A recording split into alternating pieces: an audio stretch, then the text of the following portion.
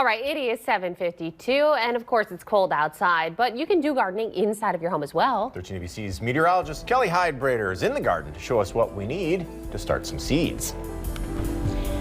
Before you start growing those seeds, you need to get all of your tools gathered. So I have Sister Rita here with me with the Toledo Botanical Garden. You have all kinds of fun stuff. I love to plant seeds. Tell me what we have here.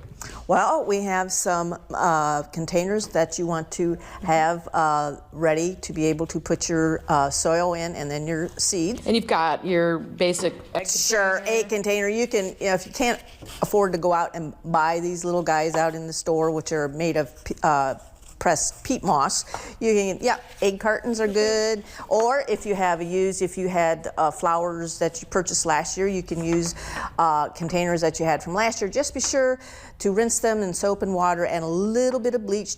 You're going to want to make sure that you have a way to identify the seeds that you're going to have. So here's any kind of label, even a popsicle stick. Make sure you have a Sharpie permanent marker, because that's the only one that truly is water resistant, I've learned.